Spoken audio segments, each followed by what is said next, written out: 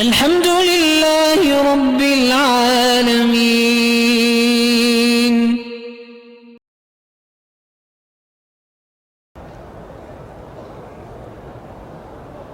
بہرحال غامدی صاحب جو ہے نا، ایک بات تو یاد رکھو کہ یہ بالکل صراط مستقیم سے ہٹا ہوا انسان ہے. یہ نئے نئے مسئلے پیدا کر کے پوری دنیا میں ایک تاثر دینا چاہتا ہے کہ عالم ہی میں ہوں. ابھی تک یہ مسئلے تو کسی عالم نے بتائے نہیں تھے. اب غلط مسئلے تو عالم بتاتے نہیں. وہ کیوں بتاتے؟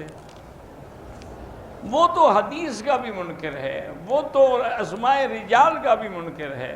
وہ تو کہتے ہیں کہ حدیث کا معنی الہام ہے، دل میں خیال آ جائے کہ صحیح ہے تو صحیح ہے، ورنہ صحیح نہیں ہے. تو اسی طرح وہ رجم کا بھی منکر ہے.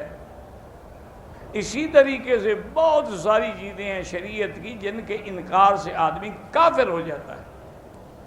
تو بہرحال وہ یہ کہتا ہے کہ بھئی غیر اسلامی ممالک میں جمعہ نہیں ہوتا، تو جہاں الحمدللہ اب مثلا انڈیا ہے، غیر اسلامی ملک ہے، لیکن اللہ کا شکر ہے وہاں ہمارے مدارس ہیں، مساجد ہیں، جمعے ہوتے ہیں، عیدیں ہوتی ہیں، سب کچھ ہوتا ہے. کیوں نہیں ہوتا ہے؟ یہ کیا مطلب ہے کہ غیر اسلامی ملک میں نہیں ہوتا؟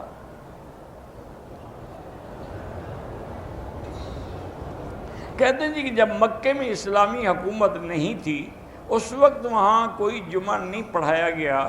جمعہ مدینے میں پڑھایا گیا، اس کو عقل نہیں ہے. ابھی تو نماز کی فرضیت نہیں ہوئی تھی شریف آدمی. مکی زندگی میں حکم آ گیا لیکن تنفیذ نہیں ہوئی. جب حضور مدینے پاک گئے تو سب سے پہلے آپ نے مسجد ابن عوف میں پہلا جمعہ پڑھایا. تو وہ جمعہ تو فرض ہی وہاں ہوا، تو پہلے مکے میں کیوں پڑھتے؟ عجیب آدمی ہے. کیونکہ مکے میں اسلامی حکومت نہیں تھی لہذا جمعہ نہیں پڑھایا گیا. اب اس کا کیا علاج ہے جاہل آدمی کا؟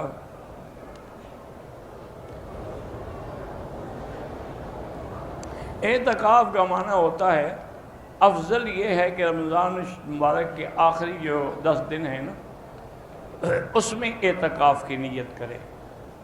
اور اعتکاف کا معنی یہ ہوتا ہے دراصل کہ یا اللہ ہم اپنا گھر چھوڑ کے اب تیرے دروازے پہ ڈیرا ڈال دیا ہے، اب تجھ سے اپنی مرادیں لے کے ہی جائیں گے.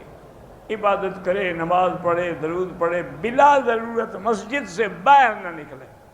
یہ ایک اعتکاف ہوتا ہے نفلی عام اعتکاف. وہ یہ ہے کہ جب بھی مسجد میں داخل ہوں اعتکاف کی نیت کر لیں. جتنی دیر آپ رہیں گے اعتکاف کا ثواب ملے گا.